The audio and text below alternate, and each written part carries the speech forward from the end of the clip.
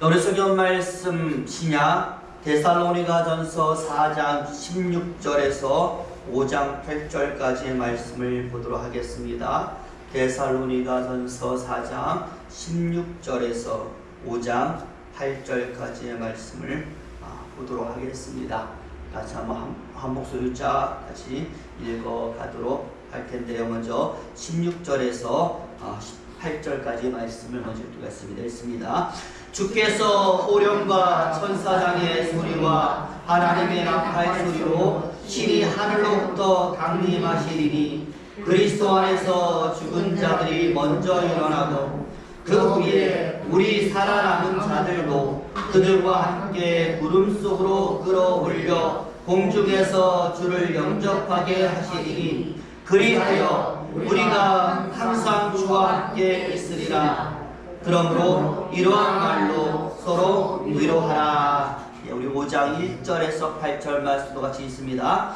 형제들아, 때와 시기에 관하여는 너희에게 쓸 것이 없음은 주의 날이 밤에 도둑같이 이를 줄을 너희 자신이 자세히 알기 때문이라. 그들이 평안하다 안전하다 할 그때에 임실한 여자에게 대산의 고통이 이름과 같이 멸망이 갑자기 그들에게 이르리니 결코 피하지 못하리라. 형제들아, 너희는 어둠에 있지 아니하네. 그날이 도둑같이 너희에게 임하지 못하리니 너희는 다 빛의 아들이요 낮의 아들이라. 우리가 밤이나 어둠에 속하지 아니하나니 그러므로 우리는 다른 이들과 같이 자지 말고 오직 깨어 정신을 차릴지라. 자는 자들은 밤에 자고 취하는 자들은 밤에 취하되 우리는 낮에 속하였으니 정신을 차리고 믿음과 사랑의 호심경을 붙이고 구원의 소망의 도구를 쓰자. 아멘. 우리 8절까지 말씀을 읽었습니다. 추석 연휴 잘 보내셨습니까? 우리 연휴 기간 동안 가족과 함께하는 좋은 시간을 보낸 우리가 오늘은 하나님 앞에서 예배를 통하여 하나님과 함께하고 있습니다. 부디 오늘 들려지는 말씀 속에 하나님의 놀라운 능력 또한 함께 있을 줄로 믿으며 우리 서로를 축복하며 인사하도록 하겠는데요. 사랑합니다. 축복합니다. 행복하시기 바라는 인사하겠습니다. 사랑합니다. 축복합니다. 행복하시기를 바랍니다. 우리 여러분의 축복도 많이 받으시고 사랑도 많이 받으시고 행복도 많이 하시기를 예수 이름으로 축원을 드립니다. 탈무드에 이런 이야기가 있습니다. 다 아시는 이야기일지 모르겠는데요. 예루살렘에서 멀리 떨어진 곳에 부자 노인이 한 명 살고 있었어요. 자녀라고는 아들 하나 달랑 있었는데 예루살렘으로 멀리 공부하러 간 것이죠. 그런데 갑자기 이 노인이 병에 걸려서 죽게 된 것입니다.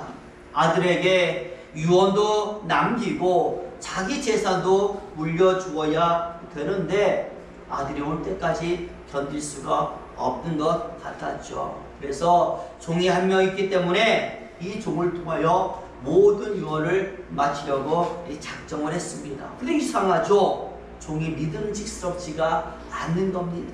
중간에서 모든 재산 다 빼돌리고 아들에게는 한 푼도 돌아갈 것 같지가 않았던 것이죠. 그래서 고민 가운데 한 가지 꾀를 내는 거예요. 먼저 유서를 2장을 썼습니다. 한 장은 종에게 유서를 쓰고 한 장은 자기 아들에게 유서를 썼어요. 내용은 이렇게 되어 있습니다. 종에게 주는 유서에는 이렇게 썼습니다. 나의 모든 재산을 그동안 나에게 헌신한 나의 사랑하는 종에게 다 준다. 그리고 나머지는 유서 한 장만을 자신의 아들에게 줄 것을 부탁을 한 것입니다. 그게 얼마나 기뻤겠습니까? 주인의 그 모든 재산이 다 자기 것이 되니까. 그러니까 이 종은요 너무나 기뻐서 주인의 유언을 잘 따르는 재산 정리 잘했고요. 또 주인의 아들이 어디 있는지 잘 찾아서 남아있는 주인이 그러니까 아들에게 남겼던 유서를 그 아들에게 잘 전달해 줬습니다. 아들이요 아버지 유서를 다 전해받고 읽어보니까 이렇게 되어 있는 거예요. 사랑하는 나의 아들에게 이 편지를 전달하라는 종을 준다. 그러니 여러분, 이 지혜 아니겠습니까? 이 종에게 주사를 다 물려주고 그 재산을 물려받은 종은 또 주인의 아들에게 줬으니 자신의 재산이 아들에게 그대로 잘 전달이 중간에 사라지지 않고 걱정과는 다르게 재산도 잘 지켰고 자신의 유언도 아들에게 잘 전달이 된 것입니다. 여러분, 그렇습니다. 우리는 살아가면서 지혜가 있어야 합니다. 특별히 성경도 말하기를 마지막 때를 살아가고 있는 우리에게는 뱀 같은 지혜가 필요하다라고 분명히 말씀을 했습니다. 왜냐하면 우리의 모든 것을 앗아가려고 하는 사단이 있기 때문에 그 사단을 이기기 위해서는 지혜가 필요한 것입니다. 그래서 하나님께서는 이 지혜를 하나님께 배우고 말세를 대비하라라고 말씀을 하셨습니다. 여러분, 오늘 우리가 데살로니가서의 말씀 한 부분을 읽었는데 이 4장 말씀이 5장으로 넘어가고 있는 말씀의 그 내용을 우리가 읽었습니다. 보니까요, 마지막 그날 종말의 날에 대한 이야기가 쫙 나오고 있습니다. 그러니까 이런 것이죠. 예수님이 승천하시고 성령 강림하신 이후에 교회가 엄청나게 성장을 했습니다. 막 사방으로 교회가 막 퍼져나갔어요. 그런데 문제가 등장합니다.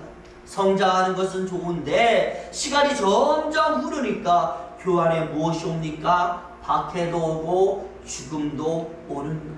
나이가 많아서 소천하는 제자들도 있고 박해로 인해서 순교하는 성도들도 많이 나오고 하나 둘씩 먼저 믿었던 사람들, 옆에 같이 믿었던 사람들 죽음을 맞이하게 되는 것입니다. 그러다 보니 교회 안에서 지도자들이 사라지는 두려움, 그리고 성도들이 사라지는 그런 모습을 보면서 나는 언제 죽을지 모른다. 나도 죽게 될 텐데 나도 언제 죽게 될까? 그리고 죽으면 어떻게 될까라고 하는 죽음에 대한 두려움이 생겨나기 시작하는 겁니다. 혼란이 당연히 오겠죠. 그리고 그 혼란으로 인해서 무엇이 생기느냐? 이단이 생기고 거짓된 교훈들이 교회 안에 판치게 되는 것입니다. 바울은 그렇기 때문에 이 죽음과 관련해서 종말과 말세에 관련해서 두려워하고 혼란에 떨고 있던 성도들에게 제대로 되는 가르침을 줄 필요성이 있었던 겁니다. 그래서 오늘 본문의 말씀이 생겨나게 되는 것이죠. 종말은 이렇고 말세는 이러니까 두려워하지 말자. 그리고 잘 준비하자라는 의미에서 오늘 본문의 말씀을 우리에게 전달했던 것입니다. 종말이 언제이고 종말은 어떻게 시작이 되고 그리고 그때가 되면 우리는 어떻게 되는 것이냐, 바로 이런 부분에 대한 설명을 오늘 본문이 해주는 것이죠. 이제 살펴보니까 먼저 종말의 그날에 어떤 일이 일어나는가, 예수님이 다시 재림하시는 그날에 일어나게 될 사건들을 바울이 차례로 설명해 주고 있습니다. 여러분, 주제는 무엇일까요? 주제는 부활이에요. 예수님이 다시 오시는 그날이 되면 우리도 부활합니다. 그러니 무엇에 대한 공포? 죽음에 대한 공포를 이겨내십시오. 예수님처럼 우리도 부활의 몸을 입어서 예수님과 더불어 함께 그날에 우리는 살게 될 것입니다. 그런데 어떤 과정을 통하여 우리가 부활의 몸을 입고 어떤 과정을 통하여 예수님이 이 땅에 다시 오시는가라는 것을 16절에 자세하게 설명을 하는 것입니다. 그래서 우리 한번 16절 말씀만 다시 읽어볼 텐데요. 4장 16절 보여주시죠. 같이 있습니다. 시작. 주께서 호령과 천사장의 소리와 하나님의 납달 소리로 친히 하늘로부터 강림하시리니 그리스도 안에서 죽은 자들이 먼저 일어나고. 아멘. 여러분, 여기에 보니까 무엇이 나옵니까? 소리가 나오고 있어. 하늘에서 소리가 들리면 누가 재림한다? 예수님이 재림하신다. 그런데 그 소리가요, 하나의 소리가 아니에요. 세 가지의 소리가 나오고 있어요. 주의 호령이 나오고 천사장의 소리가 나오고 하나님의 나팔이 나옵니다. 여러분, 먼저 이 주의 호령은요, 쉬운 말로 얘기하면 누가 명령한다? 주가 명령한다라는, 어떤 식으로 명령했어요? 재림 시작이다. 잘 몰라요. 뭐라고 할지 모르겠지만 아무튼 우리 예수님께서 명령을 하시면 종말의 그날이 다가오는 것이고 예수님의 재림은 시작이 된 것이다. 무엇과 똑같느냐? 우리 사복음서에 보면요, 죽은 나사로의 무덤을 예수님 방문하셨잖아요. 바로 그때 무덤 밖에서 예수님 뭐라고 말했어요? 나사로야 나오라 라고 명령을 하셨습니다. 그리고 그 호령 명령에 의해서 죽은 나사로가 다시 일어났습니다. 마찬가지예요. 예수님 재림하시는 그때가 되면 예수님이 나사로에게 그렇게 했듯이 모든 사람에게 들리는 목소리로 호령 명령을 하신다라는 것. 그런 다음에 또 어떤 소리가 있습니까? 천사장의 소리가 있다. 여기서 천사장은요, 천사 무리의 대장을 얘기하는 거예요. 그러니까 여러분들이 아마 영화를 많이 본 사람은 기억하실 겁니다. 전쟁 영화. 이 전쟁 영화 보면은요, 싸움이 일어나잖아요. 전쟁이 일어나잖아요. 무턱대고 전쟁 안 합니다. 누가 명령을 내려요? 대장이 명령을 내리는 거예요. 그러면 그 명령을 받아서 누가? 그 밑에 있는 사람들이 또 명령을 내리잖아요. 오늘 본문의 말씀이 바로 그것이에요. 제일 먼저 누가 명령합니까? 예수님이 명령을 하시면 그 명령을 밑에 있는 천사 대장이 받아서 또다시 명령을 내리는 거예요. 그러면 뭐가 시작된다? 뭐가 시작된다? 부활이 시작되고 재림이 시작되는데 또 중간에 하나의 단계가 있어요. 전쟁 영화 딱 보면 대장이 딱 명령하고 밑에 부관이 명령하면 그 다음 뭐가 일어나요? 나팔수들이 전진 나팔을 불잖아요. 오늘 본문에 뭐가 나옵니까? 하늘의 나팔 소리가 들린다. 예수님이 명령하시고 그리고 천사장의 대장이 명령하면 이제 하늘의 나팔 소리가 팍 울려 퍼지고 그때 뭐가 시작한다? 예수님이 재림하신다라고 말씀을 해요. 예수님이 재림하시면서 죽었던 사람들이 먼저 일어나서 부활하고 살아있는 자들도 일어나서 변화하리다. 무엇이로? 예수님께서 부활하셨던 그 몸으로 살아있는 자들도 변화하리라. 여러분, 고린도전서 15장 51절에서 52절에 보면 이 내용이 아주 자세하게 나와 있는데 또 같이 한번 읽어보겠습니다. 한 좀 내려보세요. 더 내리시죠. 네, 있음이 더 내려보세요. 네, 있습니다. 시작. 보라, 내가 너희에게 비밀을 말하오니 우리가 다 잠잘 것이 아니요 마지막 나팔의 순식간에 호련히 다 변화하리니 나팔 소리가 나매 죽은 자들이 썩지 아니할 것으로 다시 살아나고 우리도 변화되리라. 그러니까 예수님의 호령과 천사장의 소리와 하나님의 나팔 소리가 울려 퍼질 때 이미 죽은 사람들이 그 육신이 땅에 묻혀서 다 썩었던지 사자밥이 되었던지 불에 다 죽었던지 아무런 상관이 없고 오직 누구의 능력으로? 하나님의 능력으로 옛날에 그 아름답고 완벽한 몸으로 절대 병들지 않고 늙지도 않고 죽지도 않는 완벽한 몸으로 순식간에 다시 살게 될 것이다.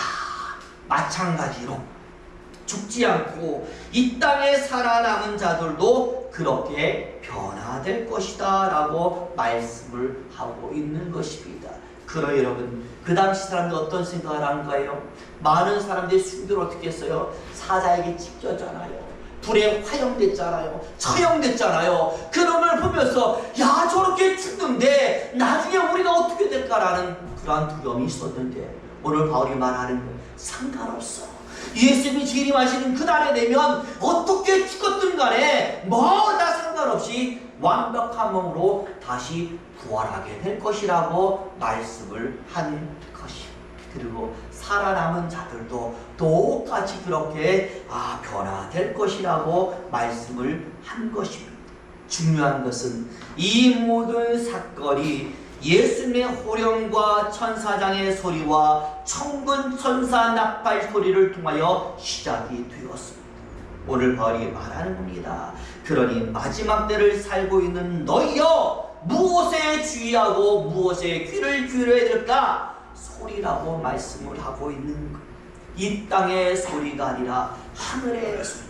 하늘에서 어떤 징조가 있고 하늘에서 어떤 소리가 들리는가? 우리는 집중하며 살아야 될 줄로 믿습니다. 그러면서 두 번째로 오늘 바울은 정말 중요한 얘기를 하고 있어요. 이 하늘 소리에 집중하면서 우리가 더불어 더 해야 될 것이 있으니 데살로니가 성도들아, 그리고 이 글을 읽는 모든 하나님의 성도들아, 우리가 같이 이것을 하자. 다시 말하면 이것만 하면 하늘에서 어떤 소리가 들리더라도 들을 수 있다라고 말씀을 하는 것. 우리 저와 여러분, 마지막 때를 사는 우리가 무엇을 해야 되겠습니까? 오늘 이것을 해야 될 줄로 믿습니다. 바울이 말합니다. 세 가지를 이야기합니다. 절대 잊지 마시고 기억하십시오. 저를 따라해 볼까요? 서로 위로하고, 세상에 취하지 말고, 근신하라. 뭐 하자고요? 위로하라. 세상에 취하지 말아라. 그리고 근신하라.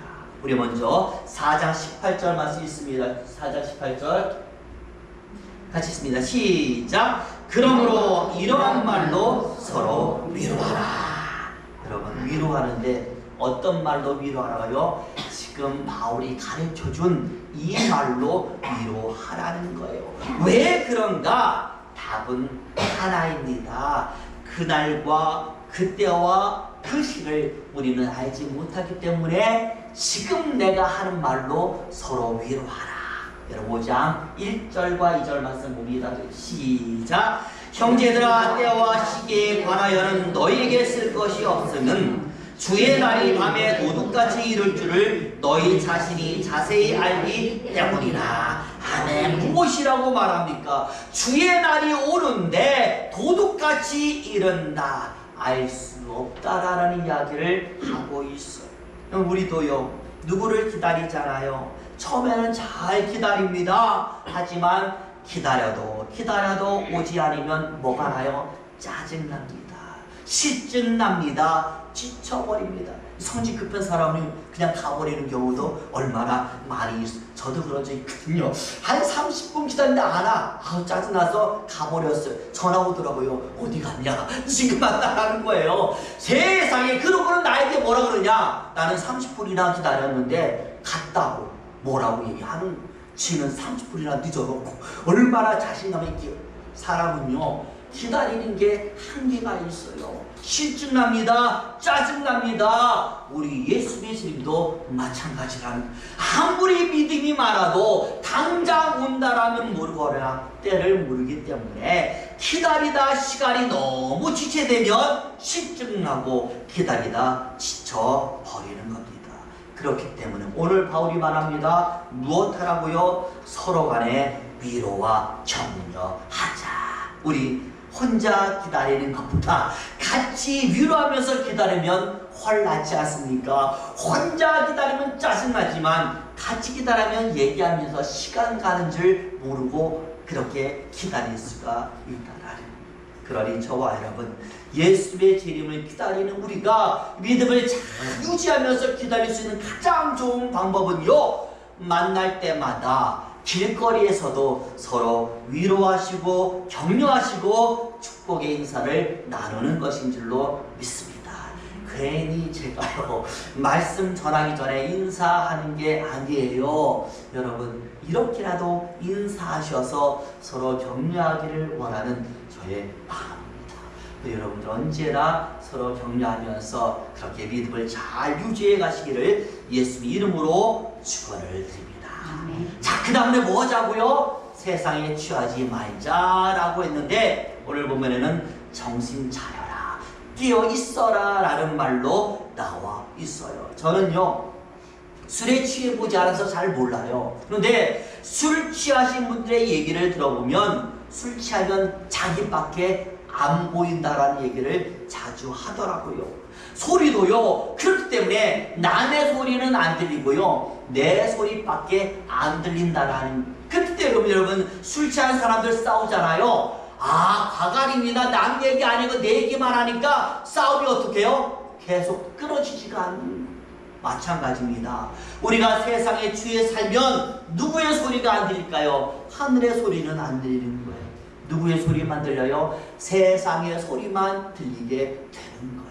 당연히 누구의 소리를 못 들을까요? 영적인 소리 못 듣겠죠. 나팔 소리 못 듣겠죠. 천사장의 소리는 무엇? 우리 예수님 하시는 소리도 들리지 않게 되는 거예요. 그래서 말씀하는 겁니다. 서로 위로하면서 세상에 취하지 말고 하늘의 소리에 집중하라. 그런데 어떻게 집중하느냐? 근신하면서 집중하라고 말씀을 하는 것이죠. 어떤 의미인가 하면요, 우리 학교 생활 가운데요, 처벌이 여러 가지 있는데 근신에는 처벌이 있어요. 뭔가 잘못한 것이 있으면 교무실 가서 근신하는 거죠. 저도 한번 해봤거든요. 우리 어머니는 몰라요. 왜 했냐? 싸웠는데 싸운 게 아니라 제가 맞았어요. 근데 싸우지 말라고 배웠으니까 싸우지를 못하니까, 이게 어떻게 맞다 보니까 웃긴 게 뭐냐면, 같이 싸웠다고 다 같이 교무실로 불러가서 뭐 하는 거예요? 근신하라는 거예요. 가서 수업 듣지 말고 학생부실 가서 근신하래. 근데 근신하면서 뭐 하는 줄 아십니까? 반성문을 쓰라는 것이죠. 제가 잘못한 게 있어요. 반성문 쓰지. 야, 그거 힘들더라고요. 반성문 쓰는 것도. 마찬가지입니다. 근신은 무엇이냐면, 근신받은 사람이 학생부실 가서 하루 종일 자신이 한 일 잘못한 것을 반성하면서 반성문 쓰듯이, 오늘 바울이 말합니다. 제대로 살지 못했던 자신의 과거를 돌아보면서 제대로 살 수 있도록 자신을 치우는 것이 무엇입니까? 근신인 줄로 믿습니다. 다른 게 근신이 아니에요. 오늘 본문에 보니까 그 근신을 하는데, 나를 돌아보면서 나를 채우는데 무엇으로 채우느냐? 이렇게 채우라고 말씀을 합니다. 5장 8절 나와 있어요. 8절 하나 더 내려주세요. 같이 있습니다. 시작. 우리는 낮에 속하였으니 정신을 차리고 믿음과 사랑의 호심경을 붙이고 구원의 소망의 두구를 쓰자. 아멘. 어떻게 근신하며 채우자고요? 믿음과 사랑의 호심경. 옛날 성경에는요, 흉배라고 되어 있어요. 그리고 구원의 소망의 투구를 쓰자. 에베소서에 나와 있는 내용이거든요. 흉배는 가슴을 보호하는 갑옷이고, 투구는 머리에 쓰는 갑옷이. 그러니 가슴에는 믿음과 사랑, 하나님을 사랑하고 이웃을 사랑하고 하나님을 신뢰하는 그 믿음과 사랑으로 너의 가슴을 가득 채우고, 구원은 하늘의 하나님께로부터 오는 것 아니겠습니까? 머리를 들어서는 누구를 바라보는 삶? 하나님을 바라보는 삶. 하나님의 은혜와 하나님의 축복, 하나님의 능력을 기대하는 삶을 살아가면 그 어떤 순간에도 무엇이 들린다? 주의 호령과 천사장의 소리와 나팔 소리가 들리니 충분히 너희는 재림을 대비하며 숭배하는 삶을 살 수 있을 것이라고 말씀을 하는. 어떻게 한다? 서로 위로하고 세상에 취하지 않고 바로 이것으로 너희가 무장하며 근신하면 그렇게 된다라고 말씀을 하는. 미국에서요, 대서양 횡단을 처음으로 성공시켰던 아주 유명한 여자 비행사가 있습니다. 이 사람이요, 대서양을 횡단하던 중에 엔진이 고장이 나는 엄청난 어려움을 겪게 되었는데, 도저히 더는 비행을 할 수가 없는 상황이었지만 결국에는 성공을 했어요. 대서양 횡단을 해낸 거예요. 나중에요, 기자들 앞에서 기자회견을 하는데 기자들이 질문을 해요. 대서양 횡단을 하면서 바다 한가운데서 엔진이 고장났는데 어떻게 그냥 그 험 바다를 횡단할 수 있었습니까? 라고 물었더니 이 비행사가 이렇게 대답을 했대요. 그것은 간단합니다. 그 위기를 넘길 수 있었던 것은 제가 바다 한가운데 있었기 때문이었습니다. 무슨 말인지 모르잖아요. 다시 물었더니 이렇게 대답을 하더래요. 엔진이 고장난 순간은 이미 대서야 한가운데 있었던 때라는 거예요. 그러니까 되돌아갈 수도 없어요. 그리고 어떻게 해요? 살려면 앞으로 가야지. 그것을 봐야만 살 수 있잖아요. 그래서 끝까지 갔더니 달랑달랑하게 내가 도착할 수 있었다. 만약 돌아갔다라면 중간에 어떻게 됐을지 몰라요. 하지만 한가운데서 이리도 못 가고 저리도 못 가니까 앞으로만 가야 되니까 계속해서 전진하는 방법밖에 없으니 그 전진 때문에 나는 살았다라고 대답을 하는 거예요. 여러분, 그렇습니다. 저는 신앙도 마찬가지라고 생각해요. 신앙은요 그냥 가는 겁니다. 뒤로 가면 안 되는 거예요. 앞으로 갈 수밖에 없어요. 하나님이 앞으로 가라 하셨기 때문에 앞으로 가야 하는 것이 바로 신앙인 줄로 믿습니다. 기도하라 했으니 기도하는 것이고요. 예배 드려 했으니 예배하는 것이고요. 말씀 보라 했으니 말씀 보는 것이 바로 신앙인 줄로 믿습니다. 무언가라 하라 하신 하나님께서는 다 이유가 있어서 하라 하셨기 때문에 뒤돌아보지 않고 하라 하신 것만 계속하는 것이 바로 신앙이고, 그렇게 할 때 역사는 일어나게 되는 거예요. 오늘 바울은 마지막 그날의 종말은 예수님의 호령과 천사장의 소리와 천사들의 나팔 소리로 시작한다라고 분명히 말씀을 하고 있습니다.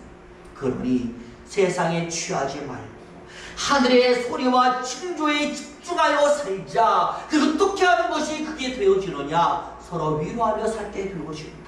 그리고 항상 무엇으로? 오늘 말하는 믿음과 사랑으로, 그리고 하늘의 하나님에게 소망을 받며 그 하나님만 바라보는 삶을 살 때 그것이 되어진다라고 말씀을 하고 있어요. 그렇다면 하면 되는 것 아니겠습니까? 하지 못하면 못하는 것이고 하면 되는 줄로 믿습니다.